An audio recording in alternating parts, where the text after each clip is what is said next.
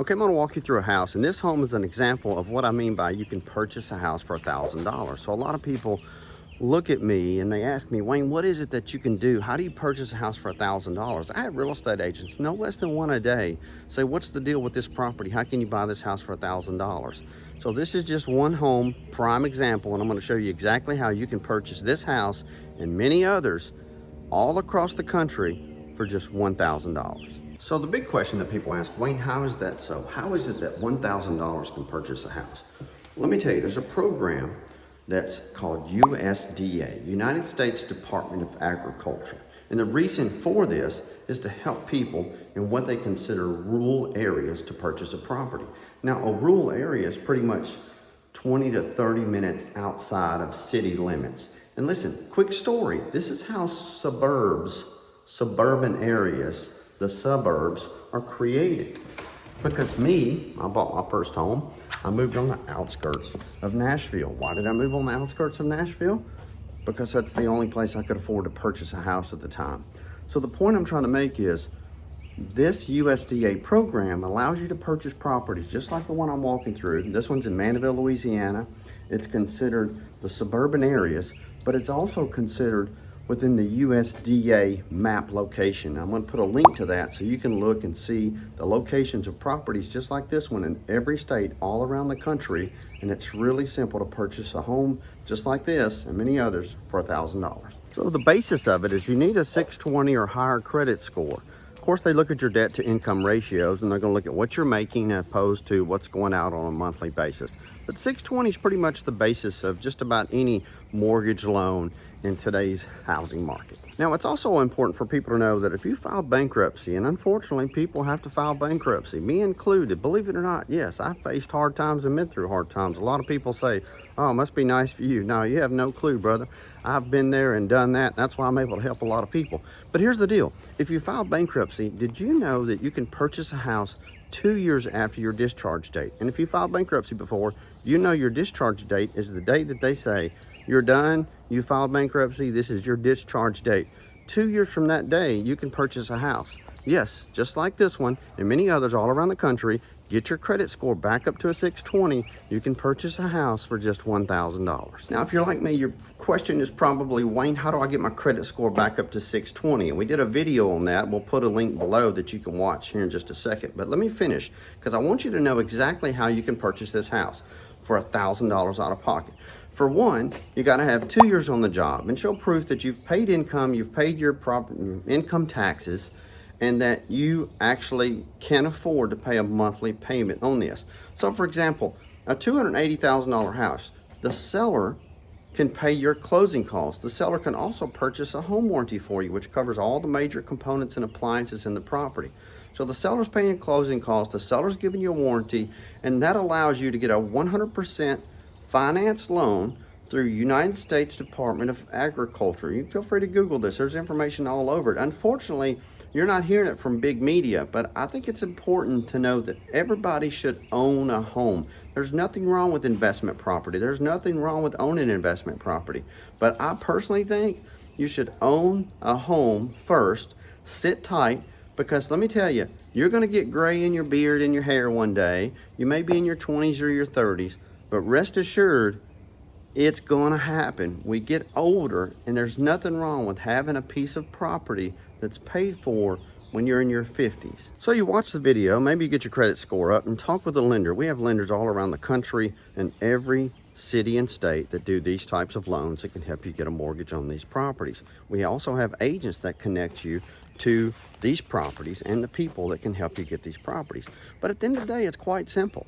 You got to get your credit score up to 620. Once your credit score is 620, you've been on your job for 2 years, you only need $1,000 out of pocket to purchase a house like this. Now, a lot of people say, well, Wayne, what's the limit on the house that I can purchase?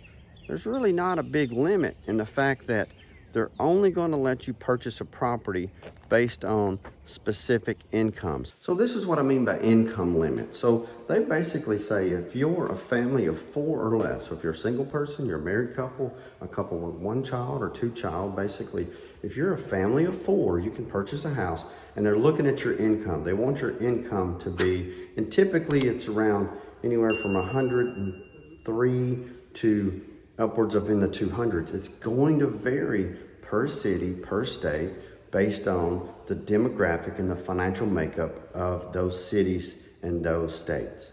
Now this home, like many homes, and this is a home that's older, but you can see the bathroom has been completely remodeled and updated.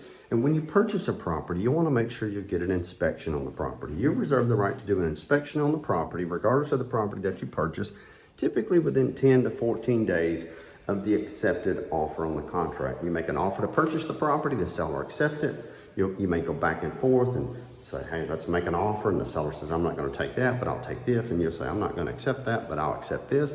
Once you get that offer finalized, you're at that point going to do a home inspection. Once you do a home inspection on the property, it kind of goes back to negotiation, because you can still purchase the property or you can cancel the contract within that time frame and get your deposit back, your earnest money deposit back. And typically on these types of properties, you can put $500 or $1,000 down. That is your deposit. You can get that money back. It goes to a credit at closing, or you can actually get that back at closing. So this is what I mean by inspections and negotiation. Once you inspect the property, the home inspector is going to give you about a 76-page report, and you're going to think, holy hell, the house is falling in. It's not falling in, but they have to do their job. You're paying them $300 to $400 to do a really thorough job. And at that point, they're going to give you the report. They're going to summarize a few things that they feel need to be fixed, repaired, or replaced and put back to their intended function of use. You can then get with your agent, tell your real estate agent, I still want to purchase the property, but these are the items that I would really like for the seller to fix. And you can put those items in a list, you sign it, and your agent will send it to the seller's agent. So at that point, you get the list to the seller's agent, and the seller's agent will share that with the seller, and the seller will say, well, I'm not going to fix those items. Well, you don't have to purchase the property. Or the seller may say, well, I'm only going to fix a few of those items. And you can say, well, I'm not going to purchase the property. I want them all fixed. It goes back to negotiation. Once you negotiate on repairs and it's agreed, you simply say, okay, well, that's great. We're still going to purchase the property. Just give us an itemized list of the things that you fix with receipts from whether it be a licensed electrician, plumber, HVAC contractor. And from that point, you simply go to closing. However, before closing, the property has to be appraised. Any bank, mortgage company that's going to loan you money on a property, they're going to secure the loan that they're giving you with the asset, the property itself, has to have the property appraised. The appraisal process is basically really simple. They go out, they look at the property, they pull comparable properties like that property within a 3-mile radius of the subject property that you're looking to purchase. And from there, they're comparing apples to apples, so to speak. They're looking at bedrooms, baths, square footage, and amenities that the property that you're looking to purchase has. And they're comparing that with properties within a 3-mile radius that have physically closed. They've won the game. They've been purchased by a buyer. You know the old saying that home's only worth what a buyer's willing to pay for it, and it's also only worth what a seller's willing to let it be sold for. But they're looking at comparable properties that have sold within the last 6 months. So at that point, the property is appraised. The appraiser goes out, looks at the property, takes pictures, pulls comparable property, and the property appraises, right? But what if the property doesn't appraise? What if what you offered to pay for the property, the appraisal comes back and says, that home's not worth that? At that point, it goes back to negotiation. Just like when you made the offer to purchase the property, you negotiated. Just like you did the repairs, you negotiated. And you can go back to the seller and say, hey, I still want to purchase your property, but based on the price that you put on the property, we've had this happen quite a bit. The price that you've put on the property and the price that I'm willing to pay for the property, unfortunately, doesn't hold up with comparable property. So I can't purchase your property. So here's what happens. A lender's not going to loan you more than the appraised value on the home, because the lender says it's not worth it. Here's what it's worth.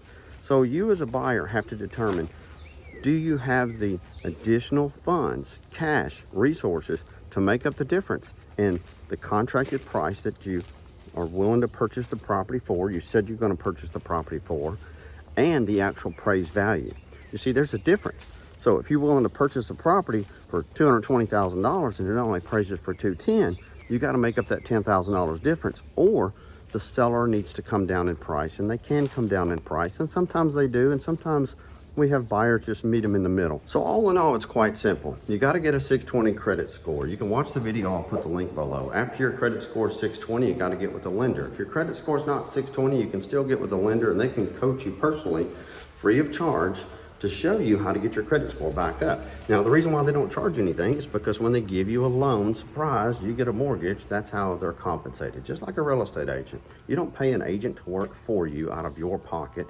The seller's paying the real estate brokerage firm who has the property listed. The listing company is going to pay the agent that's representing you to bring the buyer for the house. I know that all sounds confusing, but at the end of the day, you just want to get with a good agent and a good lender, and they'll take good care of you. So it's pretty much that simple. 620 credit score, been on your job for 2 years, show proof of income, don't have a whole lot of debt, because they're going to look at what they call your back end ratios and your front end ratios. And they want to look and see, do you have too much debt? Are you paying too much money in credit card payments and car notes and that sort of thing? And that's why a good lender will come in play. So it's not just pulling your credit, but I think it's also important, to pull your credit and know your credit, know the balance, what you have on your credit cards. And most importantly, you can use MyFICO, or there's several of them out there, Experian, Equifax, TransUnion. Whenever you purchase a property, they're going to pull what they call a tri-merge credit report of those 3 credit bureaus I just mentioned, and they're going to look at your credit score. So it's important to know your credit score, but to get with the lender as mentioned,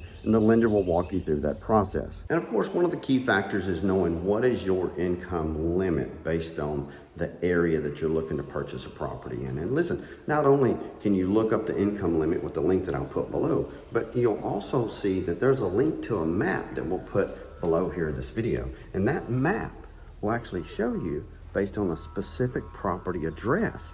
And from that address, it will show you if that property is within the USDA demographic guidelines to be able to purchase that property.